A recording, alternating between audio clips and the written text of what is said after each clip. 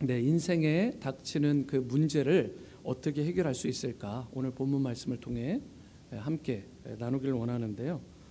말씀을 나누기 전에 제가 안경을 바꾸긴 했는데 이 바이보컬로 하지를 않아서 가끔 이 아래쪽 부분이 잘 보이지 않을 때가 있습니다. 여러분들이 앞으로도 계속 이 말씀을 나누기 때문에 제가 여러분들에게 먼저 양해를 좀 구하고 여러분들이 위해서 또 중보해 주시면 감사하겠습니다. 자, 인생에 닥치는 문제를 해결하려면 이라는 말씀의 제목인데요. 여러분, 우리의 인생을 깨어진 퍼즐이다, 또 꼬인 실타래다, 이렇게 빗대어서 표현하는 것 들어보셨죠? 누구나 아름답고 풍성한 삶을 저마다 다 꿈꾸잖아요. 그런데 정작 살아가는 가운데 우리가 예기치 못한 그런 인생의 험난한 문제들을 만날 때가 있습니다. 그 문제들로 인해서 인생이 깨어지기도 하고 무너지기도 하고 또 꼬이게 된다라는 의미로 바로 인생이 깨어진 퍼즐이나 그리고 꼬인 실타래로 비유를 하기도 합니다. 때로는 그것이 여러분 인간관계가 삐뚤어져서 본의 아니게 그렇게 우리의 심령이나 삶이 깨어지기도 하고 또 상황이나 환경이 꼬여서 잘 이것이 풀리지 않는 경우도 있죠.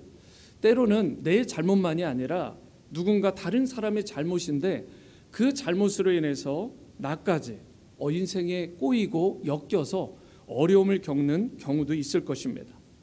이 대표적인 예 가운데 하나가 여러분들 먼저 2019년 10월 1일 대한민국을 떠들썩하게 했던 사건이 하나 있었는데 그것이 어떤 사건인지 아십니까? 그것은 이춘재라는 사람이 30여 년 만에 화성 연쇄 살인 사건의 범행을 자백한 그런 사건입니다. 여러분, 그와 함께 조명받은 기사가 동시에 또 이제 나오게 되었는데 그것은 윤성여라는 53세의 남자분입니다. 그런데 이분이 무려 20여 년 동안 옥살이를 하다가 풀려나게 됩니다. 당시 윤성여 씨는 이 경찰의 불법 체포 그리고 감금에 이은 그 가혹행위로 인해서 거짓 자백을 하지 않을 수 없었던 상황이 되었고 청년의 때를 다 날려버리고 감옥에 20년 동안 이 이춘재 때문에 억울한 범인으로 특별히 8차 사건에 누명을 쓰고 무기징역까지 확정이 되어서 옥살이를 하며 그렇게 고통 가운데 있었는데 이번에 극적으로 풀려나게 된 것입니다. 얼마나 감사한지 모르겠어요. 그러면서도 너무 안타깝잖아요. 여러분, 경찰의 강압 수사와 가혹 행위로 인해서 20년 동안이나 억울한 옥살이를 했던 윤성여 씨, 이분의 불행, 자기의 잘못이 아닌데도 상황이나 환경 또는 타인 때문에 엮여진 참으로 기가 막힌 그런 불행이라고 말할 수 있습니다. 여러분, 그런데 이분처럼 저와 여러분들도 마찬가지죠. 비록 나는 원치 않는데, 우리는 원치 않는데 인생이 헝클어지고 또 공동체가 어려움을 당하는 그런 경우들이 있을 수 있습니다. 여러분, 그것이 인간관계에서 오는 것이든 환경이나 조건에서 오는 것이든 우리 인생을 꼼짝달싹 못하게 만드는 그런 문제가 닥쳤을 때 이것을 어떻게 해결할 수 있을까가 더 중요한 부분이죠. 여러분, 문제가 닥치는 것은 피할 수 없습니다. 믿는 사람이나 믿지 않는 사람이나 잘 아시는 것처럼 인생의 문제는 와요. 하지만 성경에서 말씀하시는 것은 그 문제를 해결할 방법이 있다는 것입니다. 특별히 오늘 본문 말씀해 보시면 사도 바울이 빌립보 교회 안에 문제가 생겼는데 이것을 어떻게 풀어갔는지를 상세하게 기록하고 있어요. 이 해결 방법은 저는 특별히 교회 공동체 안에만 적용되는 원리가 아니라고 생각합니다. 우리 저마다의 개인의 삶에도 그대로 적용할 수 있는 원리라고 생각하고 그래서 공동체 문제를 푸는 데도 적용이 되겠지만 여러분 개인의 삶, 가정의 삶, 자녀의 삶, 그들에게 닥치는 그 어렵고 힘든 문제를 풀어낼 수 있는 그런 신앙과 해결의 원리가 오늘 본문에 제시되어 있다고 믿고 여러분들과 나누길 원해요. 여러분, 우리 인생에 닥치는 문제들을 해결하려면 과연 어떻게 해야 될까? 특별히 이번에도 우리가 공교롭게도 이런 어려움이 여러분들에게 또 우리에게 닥쳤지만 여러분, 이 또한 지나가리라. 그렇죠? 이 또한 지나가리라 하는 믿음과 함께 구체적으로 우리가 세 가지 정도 이것을 해결할 수 있는 방법을 오늘 빌립보서 말씀을 통해 함께 나누어 보기를 원합니다. 첫 번째, 인생에 닥치는 문제를 해결하려면 주님 안에 거해야 됩니다. 어떻게 해야 된다고요? 주님 안에 거해야 돼요. 여러분, 먼저 오늘 본문 1절에서 4절에 보시면 이 짧은 구절 안에 잘 집중해서 보세요. 3번이나 반복되는 단어가 있습니다. 큐티를 하든 말씀을 보든 여러분 연구를 하든 그 가운데 참 중요한 것은 반복되는 단어나 문장인데, 이 짧은 구절 안에 무려 3번이나 반복된 단어가 무엇이냐면 영어로 보시면 in the Lord, 이것이 주 안에서, 주님 안에서라는 단어입니다. 1절 말씀을 먼저 보세요. 그러므로 나의 사랑하고 사모하는 형제들, 나의 기쁨이요 면류가 아닌 사랑하는 자들아, 이와 같이 누구 안에요? 주 안에서라. 주님 안에서 너희가 스트롱하게, 스테드페스트하게 서라라고 말을 하는 것입니다. 여러분, 여기서 서라라는 단어가 가장 끝에 나오는데, 이 단어가 헬라어로 스테이케테라는 단어입니다. 여러분, 이것은 원래 군대 용어인데 이런 거예요. 전방에 이제 전장에 나갔어요. 그런데 적군이 막 몰려옵니다. 적군이 막 사정없이 몰려오고 수세에 몰렸음에도 불구하고 그 수많은 엄청난 공격 앞에서도 아주 의연하게, 전혀 흔들림 없이, 요동하지 않고 아주 굳건하게 서 있는 병사의 모습을 말할 때 스테이케테 이렇게 말을 합니다. 군사용어. 따라서 1절에서 주 안에 서라, 영어로 보니까 stand firm 이라고 한 것은 환난이나 이런 외부적인 그런 핍박과 같은 외적인 공격이 이 당시에 빌립보 교회에도 있었다라는 것을 암시하는 내용입니다. 비록 그러한 외적인 공격이 제 아무리 심할지라도 in the Lord, 주 안에서, 주님 안에서 steadfast, 굳건하게 서면 너희가 이길 수 있다. 여러분, 키워드는 뭐예요? 주님 안에서입니다. 나 홀로 서지 말고 주님 안에 설 때에, 주님 안에 거할 때에 이길 수 있다는 것입니다. 여러분, 이것이 오늘 빌립보서 4장 1, 2, 3, 4절에서 계속적으로 강조하는데, 자, 또 볼까요? 계속해서 2절 하반절을 보시면 한번 같이 읽어봅니다. 이 말씀은 시작. 주 안에서 같은 마음을 품어라. 여러분, 이것은 또 무슨 말일까요? 빌립보 교회 안에 내적인 갈등이 있었어요. 성도 중에 특별히 이 키퍼슨이 될 만한 아주 중요한 역할을 하는 두 사람이 지금 갈등 관계에 있는데, 이런 내적인 교회 안에, 이 공동체 안의 문제, 그래서 내부적인 갈등과 다툼이 있었던 상황에서 주 안에서 같은 마음을 품어라 라고 말을 합니다. 여러분, 이번에도 이런 일이 일어났을 때 마음들이 다 다르다는 것을 보게 됐어요. 물론 제가 드리는 말씀은 저와 같아야 된다라는 말은 아닙니다. 하지만 우리가 상식적인 것을 넘어서서, 내가 경험한 것을 넘어서서 중요한 것이 있어요. 여러분, 하나가 되려면 주님 안에서밖에 하나 될 수 없습니다. 어떤 문제가 있든 교회 안에서 중요한 것은 흩어지지 말고, 생각이 나뉘지 말고, 다른 말을 뱉지 말고, 다른 생각, 다른 마음 품지 말고 주 안에서 같은 마음을 품어라. 어떻게 하면 도울 수 있을까? 섬길 수 있을까? 사랑할 수 있을까? 그리고 올해의 표처럼 여호와께 돌아가는데 아름다운 공동체의 회복을 이루고, 예배의 회복을 이루고, 사명의 회복을 이룰 수 있을까? 여러분, 올 한 해 주신 하나님의 표가 결코 우연이 아니다라는 사실. 여호와께 돌아가자. 우리가 문제가 생기면 주님 앞에 돌아가야 돼요. 주님 안에 거하면 그렇게 우리가 한 마음을 품을 수 있고, 주님 안에 거하면 우리가 내적인 갈등이나 어려움이 없이 그 모든 문제가 아무것도 아닌 것이 됩니다. 위기라는 것은 위험과 기회의 합성어인데, 여러분, 위기는 결국은 기회가 되는 거예요. 제가 우리 영어권 스태프들에게도 그렇게 말씀을 드렸습니다. 우리가 반드시 크라이시스가, 이 위기가 opportunity, 기회가 될 것이다. 우리가 이것을 붙들고 기도하자. 여러분, 믿으시죠? 여러분, 이것이 성경의 선포이고 진단입니다. 여러분, 위기 가운데 함몰되지 마시고요.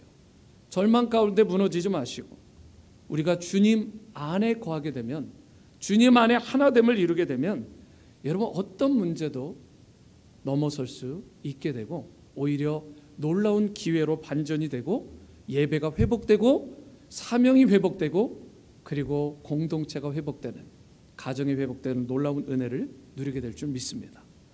여러분 세 번째가 4절 말씀인데요. 주 안에서 항상 기뻐하라. 내가 다시 말하노니 기뻐하라. 여러분 기뻐해야죠. 기뻐해야 돼요. 여기에서도 강조되는 것은 기뻐하는데 내 인간적인 기쁨이 아닙니다. 어디 안에서요? 주님 안에서 기뻐해라. 저는 기도할 때 이번에 그렇게 믿고 선포하고 기도하기로 작정을 했습니다. 성경에도 그렇게 나오잖아요. 큐티도 그렇고 수예배도 그렇고 여러분 우리가 이미 믿고 기도해라 그렇게 되어 있습니다. 이루실 것을 믿고라고 하지 않고 이루신 줄로 믿고 기도해라. 여러분 우리가 주님 앞에 나아갈 때 이런 믿음으로 기도해야 돼요. 모든 것은 주님의 주권 가운데 있지만 우리가 주님 안에서 온전한 기쁨이 회복되고 주님 안에서 저와 여러분들이 참된 회복이 일어나는 거예요. 여러분 기쁨의 소스, 기쁨의 원천은 어디에서 오느냐? 오직 주님 안에서만 올 수 있습니다. 여러분 다시 강조합니다. 이 또한 지나가리라. 찬양 많이 하셨죠? 반드시 지나갑니다. 그런데 문제는 이 안에 그냥 걱정하고 염려하고 절망 가운데 기쁨 다 사라져버리고 통과하는 사람과 또는 인간적인 열심으로 그냥 기뻐해야지라고 자기 열심으로 자기 딴에 노력하는 사람과 그리고 세 번째는 정말 주님 안에서 무릎 꿇고 겸비하게 하나님께 영광, 하나님께 감사, 하나님께 겸손 이러한 마음의 자세로 나아가는 자는 그 열매가 다를 수밖에 없어요. 이 또한 반드시 지나갈 것인데 지나가고 나서 삶의 열매가 다르다고요. 여러분 위기를 기회로 바꿔주시는 주님 믿으시죠? 여러분 반드시 여러분들은 기뻐하되 주님 안에서 기뻐하시기를 바랍니다. 여러분 웃으세요. 기뻐하십시오. 절망하지 마세요. 여러분 기쁨과 행복을 주님 안에 거하게 되면 다 회복시켜 주십니다. 자, 이것을 랩업해서 요약을 해볼까요? 이 세 가지 말씀 1절, 2절, 4절에 주님 안에서의 세 가지 말씀을 합하면 뭐예요?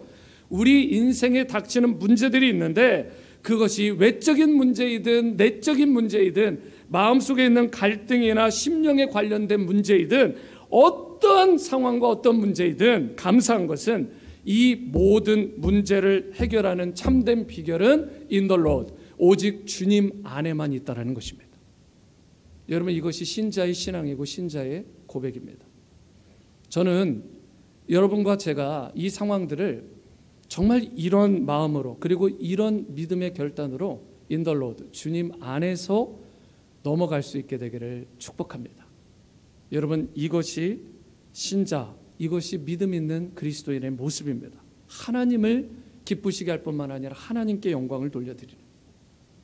요한계시록 3장 20절에 볼지어다 내가 문 밖에 서서 두드리노니 누구든지 내 음성을 듣고 문을 열면 내가 그에게로 들어가 그와 더불어 먹고 그는 나와 더불어 먹으리라 라고 말씀했어요. 여러분 예수님은 항상 내 마음의 문 밖에 계시는데 내가 마음의 문을 열고 그분을 모셔드리기만 하면 주님께서 내 안에 들어오셔서 그부터 abide in me, 내 안에 거하게 되신다, 나와 함께 하신다라는 약속의 말씀이에요. 여러분 중요한 것은 문고리가 밖에 있나요? 안에 있나요? 내 마음 안에 있습니다. 내가 열어드려야 돼요. 여러분 문제가 벌어졌는데 문을 열지 않고 그냥 나 혼자 끙끙대면서 해결하겠다. 여러분 이것은 결코 문제가 해결되지도 않고요. 문제가 더 꼬이고 그리고 퍼즐이 더 깨어질 수밖에 없는 것입니다. 저와 여러분들이 예수님을 영접한 사람들이잖아요. 그렇다면 이제부터 그분과 거하는 법을 모든 문제와 상황 가운데 경험할 수 있어야 돼요. 여러분 그분을 모셔드리는 순간에 주님께서 내 안에 임재하십니다. 예수님을 내가 영접하게 되면 내 안에 오신 주님께서 그때부터 무엇을 하시냐? 나를 다스려 주시고 내 마음을 만져주시고 인도해 주시는 축복이 임하는 거예요. 여러분, 내가 주님 안에, 주님이 내 안에. 여러분, 상호 호환, 이것이 바뀌어서 쓸 수 있는 언제든지 같은 워드입니다. 내가 주님 안에 거한다라는 것은 주님이 곧 내 안에 거하시고 역사하신다라는 말씀과 같은 말씀이에요. 여러분, 바울의 서신서를 보면 이 내용들이 가득합니다. 그렇기 때문에 내가 주님을 영접하는 순간 내가 주님 안에 어떻게 해요? 거하는 삶이 되는 것입니다. 중요한 것은 뭐예요? 내가 주님을 영접하는 것입니다. 저는 영접했는데요, 여러분, 영접을 한 번 하고 그분을 인정하지 않고 계속 평생을 살면 그게 영접한 삶의 모습인가? 아니죠. 여러분, 위기의 순간, 절망의 순간, 인생의 문제, 위드 코로나의 시대를 살아가는 지금 저와 여러분들이 내 의지와 결단으로 끙끙대지 마시고 with Christ, 예수 그리스도와 함께 거하고 그분과 함께 이 폭풍을 통과할 수 있는, 그럴 때에 여러분과 저의 모든 문제들이 해결되고 주님 안에 거할 때 더러운 것들도 다 쫓아내 주시고 저주와 사망의 권세로부터 저와 여러분들을 승리하게 하여 주실 줄 믿습니다. 그러므로 여러분과 제가 진정하고 정말 풍성한 그런 열매 맺는 부유한 삶을 살기 원한다면 무엇보다 예수님 안에 거해야 돼요. Abide in Christ. 요한복음 15장 5절에 유명한 말씀이죠. 예수님께서 친히 하신 말씀이에요. 나는 포도나무다. 그리고 너희는 가지야. 그가 내 안에, 내가 그 안에 거하면 사람이 열매를 많이 맺나니 나를 떠나서는 너희가 아무것도 할 수 없다. 너희가 나를 떠나서는 아무것도 아니다라는 선언이기도 합니다. 여러분, 예수님이 내 안에, 내가 예수님 안에 거하면 열매를 많이 맺어요. 이겁니다. 여러분, 이게 키예요. 그런데 저와 여러분들이 이 포도나무 대신 예수님 앞에 붙어 있어야 생명도 공급받고 기쁨도 회복되고 영양분도 공급받고 세상을 이겨낼 힘과 능력, 문제를 깨뜨릴 수 있는 그 능력을 공급받게 되는데, 저와 여러분들이 예수님 안에 온전히 거하지 않게 되면 You can do nothing. 너는 아무것도 할 수 없다. 여러분, 어떤 문제도 온전히 해결될 수가 없습니다. 잠깐 해결되는 것 같지만 여러분, 그것은 진정한 해결이 되지 못해요. 그러므로 주님과 함께 완전한 회복, 완전한 치유, 그리고 완전한 열매를 맺는 여러분과 제가 되기 위해서 주님 안에 항상 거하는, 그 특별히 문제 가운데 거하는 여러분과 제가 될 수 있게 되기를 축복합니다. 두 번째는 관용의 자세가 필요하다, 이렇게 말하고 있어요. 관용의 자세가 필요하다. 5절 말씀입니다. 너희 관용을 모든 사람에게 알게 하라. 주께서 가까우시니라. 여기서 관용이라는 단어가 나오는데요, 이것은 또 헬라어로 에피에이케이아, 이게 한 워드인데 제가 끊어서 읽어드린 거예요. 에피에이케이아라는 헬라어입니다. 여러분, 이것은 존 칼빈이 어떻게 해석을 했냐면 견딘다, 인내한다, 이런 말로 이 단어 관용을 해석했어요. 예를 들어 볼까요? 상대가 나를 찔러요. 상대가 나를 어렵게 하고 마음을 상하게 해요. 그런데 거기에 즉각적으로 반응하지 않아요. 그리고 그것을 받아주고 그것을 인내하고 참고 견디는 마음, 그 자세, 이것을 관용이다, 넉넉하게 품어준다, 이것을 관용이다 말을 한 것입니다. 그게 존 칼빈의 해석이에요. 그런데 또 다른 해석을 봤어요. 그런데 이 해석이 저는 더 와닿는 것 같아요. 윌리엄 바클레이가 이 단어를 어떻게, 에피케이아를 어떻게 해석을 했냐면 이런 단어, 영어로 그대로 읽어드릴게요. Something better than justice. Something better than justice. 이게 무슨 말이에요? justice보다, 정의나 공의보다 좀 더 나은 것, 이것을 관용이다 표현한 거예요. 여러분, 굉장히 깊은, 저는 통찰력 그리고 인사이트가 있는 해석이라고 생각합니다. 저스티스보다 더 나은 것, 더 좋은 것이 관용이다. 여러분, 저스티스가 뭐죠? 있는 것을 그대로 맞받아 쳐버리는 거예요. 여러분, 눈에는 눈, 이에는 이입니다. 내가 받은 만큼 갚아주고 돌려주는 거예요. 한치의 오차도 없습니다. 가감없이 그대로 갚아주는 거예요. 여러분, 이게 저스티스예요. 그런데 여러분, 인생의 관계가 특별히 얽히고 설켰을 때 칼로 재단하든 저스티스로만 딱딱 빈틈없이 갈라버리고 잘라버리고 찔러버리면 여러분, 더 회복이 일어날까요? 경험해 보셨잖아요. 여러분, 이렇게 하는 사람에게는 주위에 사람도 없을 뿐더러 저스티스로 나가는 것, 이것만으로 나가는 것은 성경에서 말하는 사랑의 법칙, 관용과 용서와 화해의 법칙을 전혀 실천하지 않는, 여러분, 정말 냉혹하고 차가운 그러한 존재가 될 수밖에 없는 거예요. 여러분, 그래서 저스티스, 정의도 중요하지만, 물론 중요하지만 그것보다 더 좋은 게 있다. 바로 관용하는 마음, 용서하는 마음, 그를 품어주는 그 넉넉한 마음의 자세, 여러분, 이것이 더 중요하다고 윌리엄 바클레이가 주석을 하고 있는 거예요. 그리고 저는 이것이 사실 하나님께서 우리 예수 그리스도께서 십자가에서 여러분과 저를 구원하실 때 사용하신 가장 대표적이고 결정적인 방법이라고 믿습니다. 십자가가 저스티스로 행해졌다면 여러분과 저는 이 자리에 없습니다. 여러분, 성경의 선언에 따라 볼까요? 저와 여러분들은 모두가 죄를 지었어요. 모든 사람이 죄를 지었다. 거기에는 여러분과 저를 포함한 단 한 사람도 예외가 없습니다.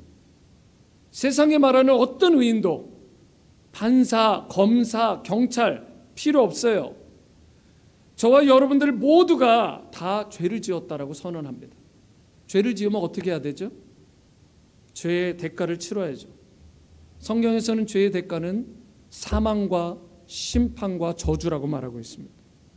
여러분, 이게 뭐예요? 저스티스, 정의입니다. 하나님은 공의의 하나님이시잖아요. 그래서 반드시 공의와 정의를 행하셔야 돼요. 그런데 만약 이 저스티스의 칼만 드시게 되면 어떻게 될까? 여러분과 저 쉽게 말하면 다 지옥 가야 됩니다. 그런데 하나님은 그 방법 택하지 않으셨어요. 우리 주님께서는 당장 나의 죄를 보응하시고 심판하실 수도 있으셨지만 그렇게 하지 않으시고 예수 그리스도 독생자를 이 땅에 보내셔서 그분으로 하여금 날 위해 대신 대가를 지불하게 하시고 속죄의 제물로 대가를 지불하게 하시고 내가 그리고 우리 모두가 구원받는 일을 활짝 열어주신 것입니다. 여러분, 심판하고 칼로 자르는 저스티스, 곧 정의와 공의도 중요할지 모르지만 그것과 어쩌면 비교할 수 없이 더 좋은 것, 훨씬 더 좋은 것, 그것이 바로 관용임을 믿고 기억하시고 이 관용의 자세를 통해 관계성에서 뿐만 아니라 여러분의 삶에서 맺게 되는 열매가 모든 삶의 원칙으로 삼으시고 풍성하게 되시기를 축복합니다. 여러분, 죽으면 죽으리라 이러면 에스더도 떠오르지만 사실은 안희숙 사모님 떠오르지 않으세요? 저희 교회에서 말씀을 전하신 적도, 부흥회를 인도하신 적도 있다라고 제가 알고 있는데 참 귀한 분을 모셨더라고요. 여러분, 안희숙 사모님, 이분이 평소에 인간관계를 강조하면서 인간관계의 그런 꼬인 부분, 깨어진 부분들을 회복하기 위해서 그 문제 해결을 하기 위해서 가장 키로 삼고 있는, 그래서 여러분들이 이렇게 했으면 좋겠습니다 라고 강조하는 단어가 무엇이냐라고 제가 들어보니까, 책으로 보니까 그것이 바로 이런 단어예요. 아주 쉽습니다. 그럴 수도 있지. 그럴 수도 있지. 여러분, 그럴 수도 있지 이 한마디면 웬만한 거 다 해결된다는 거예요. 가장 가까운 가족, 친척, 친구, 또 우리 교회 공동체의 가족, 우리 식구들이 마음을 상하게 하거나 내 마음에 들지 않거나 또 힘들게 하는 그런 경우가 있을 수 있죠. 그런데 여러분, 그때 다투거나 분노하거나 성내지 말고 그럴 수도 있지. 이번 일도 그럴 수도 있지. 여러분, 저와 여러분들이 제가 누차 강조하지만 이럴 수 있어요. 여러분, 이 상황 우리가 100% 우리만 피해가기 어렵습니다. 문제가 생길 수 있어요. 하지만 누군가를 대할 때, 모든 상황을 대하고 특별히 대인관계에 있어서 키는 그럴 수도 있지. 대단한 인사이트라고 생각합니다. 어떤 주석보다 저는 강력한 한마디라고 생각해요. 그럴 수도 있지. 여러분, 이것은 넉넉하게 품어주는 관용의 말이에요. 저와 여러분들 문제가 생겼을 때 다른 누군가를 탓한다고, 지적한다고 그 문제 해결될까요? 아니요. 더 worse, 더 심각해지고 그 문제가 더 꼬일 뿐입니다.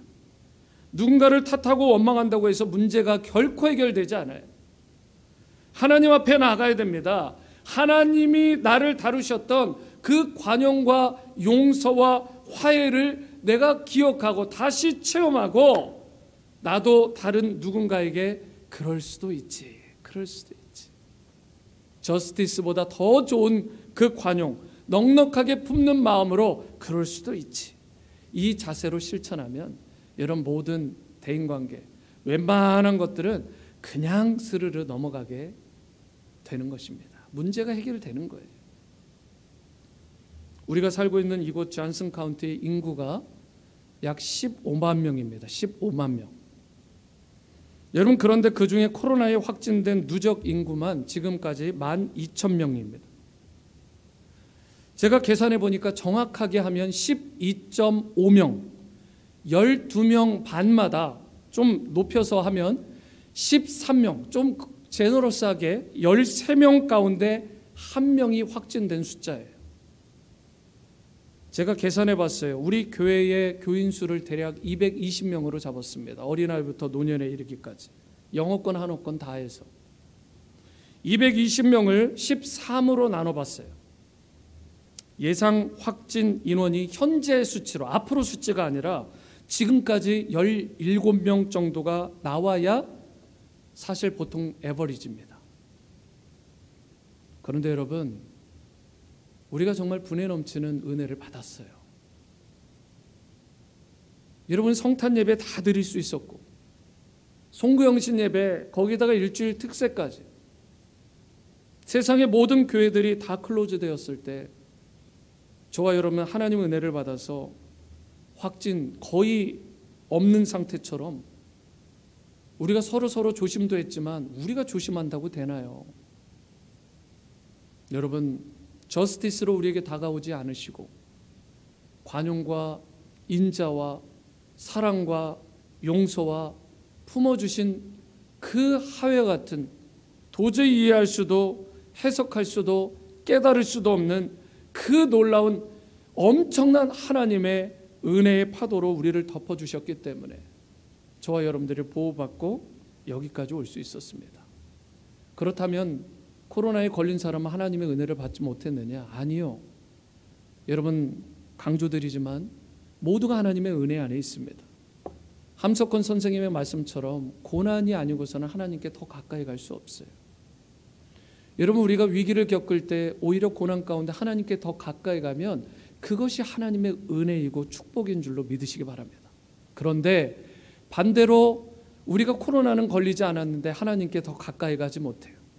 하나님께 영광, 하나님께 감사, 하나님께 겸손하지 않은 인생은 제 아무리 코로나가 걸리지 않아도 어떤 문제도 없이 배를 땅땅 두드려가면서 편안하게 살아가도 여러분, 그것은 하나님의 은혜를 입은 자, 그리고 하나님 앞에 그 은혜에 반응하는 자의 자세가 아닙니다.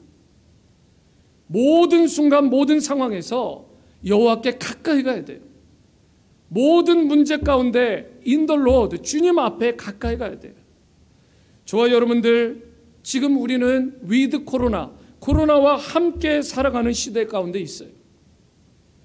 코로나가 연약한 이 만연한 이 시대 가운데 어떻게 지혜롭게 우리가 신앙생활하고 어떻게 이 신앙을 유지하며 여호와께 가까이 가자, Return to the Lord, 여호와께.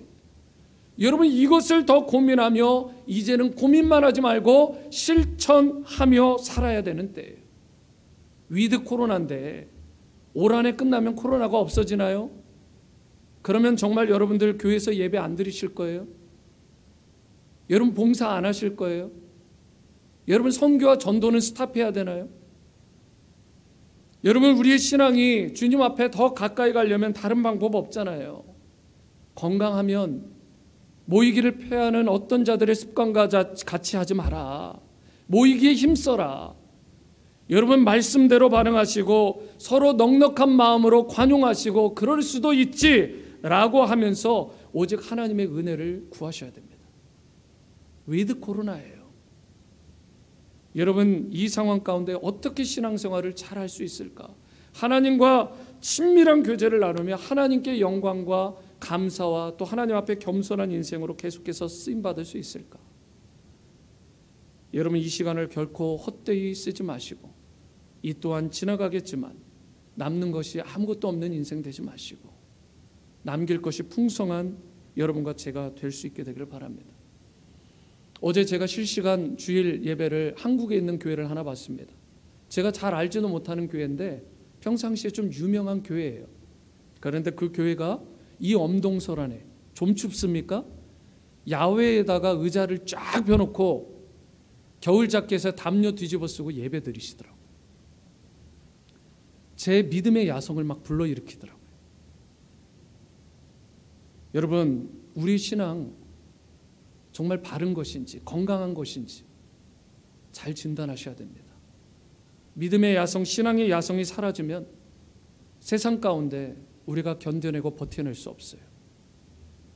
여러분 절망 가운데도 흔들리지 않는 인생에 닥치는 문제를 넉넉히 이겨내는 것은 거저 주어지는 것이 아니라 하나님과 함께 믿음의 야성을 회복하셔야 되는 것입니다. 그러므로 여러분 이런 코로나 시대 가운데 이런 어려움이 있으면 여러분 그럴 수도 있지, 곧 회복될 거야. 믿음으로 기도해 주시고 넉넉한 마음으로 품어주시고 지금도 그렇게 하시겠지만 서로 받아주시고 이해하고 더욱더 수용하면서 오히려 어떻게 도울 수 있을까? 어떻게 위로와 권면의 말을 하고 격려해 줄 수 있을까? 어차피 이때는 지나가는데 그 형제나 그 자매를 어떻게 그 심령을 더 세워줘서 여호와께 더 가까이 가게 할 수 있을까? 음식이나 약이나 필요한 것은 없는지 좀 한마디 묻고 좀 채워주는 것, 바로 그것이 저스티스, 정의보다 더 좋은 관용의 삶을 사는 예수님 닮은 삶을 실천하는 그런 바른 신자의 모습입니다. 저는 여러분과 우리 모두가 정의를 넘어서 이 아름다운 관용의 삶을 사는 바른 크리스찬, 우리 온누리 침례교회 성도다운 삶을 살아가는 그런 신자가 될 수 있게 되기를 주님의 이름으로 축원합니다. 세 번째이자 마지막, 첫 번째, 두 번째도 너무 중요하지만 여러분 마음을 단단히 하시고 들으십시오. 인생에 닥치는 문제를 해결하려면 여러분 이거 외에는 방법이 없어요. 간절히 기도해야 됩니다. 간절한 기도가 뭐예요? 간이 저리도록 기도한다는 뜻입니다. 그것을 성경에서는 간구다 이렇게 표현하기도 합니다. 간이 저리도록 구한다라는 뜻이에요. 그냥 기도하는 게 아니라 형식적인 부르짖음이 아니라 간이 저리도록 간절히 하나님 앞에 돌이켜 은혜를 구하는 기도. 하나님께 영광, 하나님께 감사, 하나님께 겸손한 자만이 이런 기도를 드릴 수 있습니다. 우리가 하나님께 나가서 간구하고 기도할 때 하나님은 지금껏 풀리지 않았던 나의 인생의 문제, 우리 공동체, 우리 가정의 문제를 풀어주신다라고 약속하셨어요. 하나님이 언제 약속을 깨신 적이 있나요? 나는 수도 없이 깨지만 하나님의 약속 6절 보세요. 아무것도 염려하지 말고 다만 모든 일에 기도와 간구로 너희 구할 것을 감사함으로 하나님께 아뢰어라. 여러분에게 다시 한번 묻고 싶습니다. 저에게도 묻습니다. 우리 모두에게 묻습니다. 여러분 자녀에게도 부탁하셨나요? 여러분 지난 한 주 동안 이 소식을 듣고 간절히 기도하셨습니까?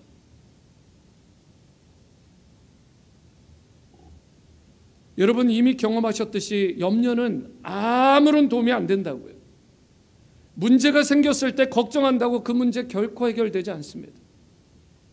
더 꼬이고 상황이 더 심각해질 뿐이에요. 그래서 오늘 사도 바울은 아무것도 염려하지 말고 오직 모든 일에 기도와 간구로 너희 구할 것을 감사함으로 하나님께 아뢰라고 말씀하신 것입니다. 이 말은 기도만 하고 손 놓고 있으라는 건 아닙니다. 기도하면 하나님이 지혜를 주시죠. 이렇게 액션을 취하라. 스텝 바이 스텝 다 알려주세요. 제가 지난 수요일에 얼마나 바빴는지 모릅니다. 수많은 사람들과 연락하고 커뮤니케이션하고 제가 할 수 있는 모든 최선을 다했지만 저는 인 더 로드, 주님 안에서 최선을 다하기 위해서 모든 것을 집중했어요. 그리고 기도가 빠진 섬김과 대처를 하지 않았습니다. 기도가 없는 섬김과 기도가 없는 대처와 기도가 없는 대응은 아무것도 아닙니다. nothing이에요. 여러분, 모든 일에 기도와 간구로 너희 구할 것을 감사함으로 누구에게 아뢰면서 액션을 취해야 돼요? 하나님께 아뢰면서. 그리고 7절 말씀, 그리하면 모든 지각에 뛰어난 하나님의 평강이 그리스도 예수 안에서 너희 마음도 너희 생각도 너희 삶도 너희 인생과 자녀도 지켜주실 거라고 약속하시는 말씀이에요. 문제는 다 해결되는 것입니다. 어떻게 할 때요? 하나님 앞에 간이 저리도록 간절하게 나가 그 문제를 붙들고 들고 하나님 앞에 믿음으로 기도할 때. 다시 묻습니다. 기도하셨습니까? 이 또한 지나갈 것인데 여러분 이번 한 주 동안 기도하시겠습니까? 그것도 그냥 기도가 아니라 간절하게. 여러분 많은 분들이 기도하셨어요. 제가 압니다. 너무 감사합니다. 여러분 기도하지 않으신 분은 이번 기회에 기도하십시오. 그리고 기도하셨던 분은 더 간절하게 기도하십시오. 그리고 이미 간절하게 기도하신 분은 그 간절한 기도를 계속해서 이어가시기를 바랍니다. 하나님이 반드시 하늘문을 열어주시고 우리에게 긍휼을 베푸시고 우리를 불쌍히 여겨주실 것입니다. 저와 여러분 하나님께서 문제 해결을 위해서 가장 강력하게 주신 오늘 빌립보서 4장 1절에서 7절에서 가장 강력하게 주신 문제 해결의 결정적인 해법은 그것은 기도하면 하나님이 해결해 주신다라는 말씀이에요. 여러분 원시복음, 원시신앙으로 돌아가십시오. 담요 뒤집어 쓰고 여러분 눈밭에 뒹굴어도 내가 예배를 쉬지 않겠다. 기도를 쉬지 않겠다. 하나님을 향한 봉사와 전도와 선교를, 영혼 구원을 쉬지 않겠다. 교회의 사명, 성도의 사명, 우리 자녀의 사명, 가정의 사명 결코 멈추지 않겠다. 여러분 내가 하는 것이 아니라 하나님이 하십니다. 기도하면 하나님이 나를 대신해서 그때부터 일하시기 때문에 기도야말로 하나님이 일하시는, 하나님이 역사하시는 가장 귀한 채널, 통로가 되는 것입니다. 하나님이, 내가 기도하면 하나님이 내 편이 되어주시고 하나님이 직접 나서서 내 문제를 해결해 주시고 우리 공동체 문제를 해결해 주시고 우리 가정과 자녀의 문제를 해결해 주시는 것입니다. 여러분 지난주 수요일에 여러분들에게 메시지로 보내드린 파워풀한 하나님의 말씀이 있습니다. 이사야 41장 10절 우리 같이 읽어봅니다. 다 함께 읽습니다. 시작. 두려워하지 말라. 내가 너와 함께함이라. 놀라지 말라. 나는 내 하나님이 됨이라. 내가 너를 굳세게 하리라. 참으로 너를 도와주리라. 참으로 나의 의로운 오른손으로 너를 붙들리라. 도와주리라. 여러분과 제가 하나님을 의지하고 기도만 하면 하나님이 우리를 굳세게 세워주실 뿐만 아니라 도와주시고 의로운 손으로, 강력한 손으로 저와 여러분들을 붙들어 주시고 구원해 주신다라는 말씀. 그리고 오늘 본문 7절에도 이와 같이 약속하셨어요. 하나님의 피스, 하나님의 피스, 그 절대적인 샬롬과 평강이 여러분과 저의 마음과 생각을, 또 우리 공동체와 가정을, 개인의 삶을 지켜 주신다는 약속. 사랑하는 성도 여러분, 이런 차원에서 기도는 억지로 질질 끌려가서 하는 의무가 아닙니다. 형식적인 패턴으로 하는 것도 아니에요. 밥 먹을 때 3번 하는 게 아닙니다. 여러분 기도는 나의 특권입니다. 우리 성도의 특권이에요. 특권은 어때요? 안 쓰면 누구 손해입니까? 내 손해잖아요. 여러분 저와 여러분들의 손해예요. 우리 공동체의 손해예요. 기도 안 하면. 이 상황 가운데 기도해야 돼요. 히브리서 4장 16절 말씀을 보시면 여러분, 기도의 특권이 얼마나 놀랍고 위대한지를 보여주고 있는데, 그러므로 우리는 긍휼하심을 받고 때를 따라 돕는 은혜를 얻기 위하여 은혜의 보좌 앞에 담대히 나아갈 것이다. 여러분 꼭 기억하시고 밑줄 여러 번 치시고 이번 한 주에 이 말씀 붙들고 살아가세요. 여러분, 여기에 은혜의 보좌가 나오는데 은혜의 보좌가 어디에 있습니까? 여러분, 구약성경의 성막 개념을 아시는 분은 이해가 하겠지만, 성막에 들어가면, 타버너클에 들어가면 여러분 성소와 지성소가 있어요. 성소와 지성소 사이에는 뭐가 있죠? 휘장이 있습니다. 성소를 지나가요. 그리고 나서 휘장을 지나갑니다. 그리고 지성소에 이르렀어요. 그러고 나면 여호와의 법궤가 있습니다. 하나님의 법궤. 그런데 그 법궤의 위에 있는 뚜껑 부분이 무엇이냐면 시은좌라고 불려지는 바로 mercy seat, 하나님의 은혜의 보좌입니다. 여러분, 그 장소는 1년에 한 번, 그것도 대제사장만 목숨을 걸고 거룩하지 않으면 그 사람마저 죽어요. 성소에서 지성소로 1년에 한 번 특별히 기름 부음을 받은 대제사장만 한 번 들어갈 수 있었는데, 예수님께서 십자가의 죽으심으로 단번에 우리의 영원한 대제사장이 되어 주심으로 말미암아 저와 여러분들은 그 은혜를 붙들고 그 십자가의 보혈의 공로와 능력을 의지함으로 이제는 성소를 지나 휘장을 지나 이런 것 없이 바로 그 은혜의 보좌 앞으로 다이렉트로, 직통으로 나아갈 수 있는 길이 열렸다는 것입니다. 실제로 예수님께서 십자가에 달려 죽으실 때 성소에 있었던 그 지성소와 성소를 막고 있던 휘장이 위에서부터 아래로 쫙 찢어지잖아요. 여러분, 그 말은 하나님과 우리 관계를 막고 있던 모든 것들이 다 깨어지고 무너졌다는 뜻입니다. 여러분, 우리가 하나님 앞에 이 기도의 특권을 가지고 있어요.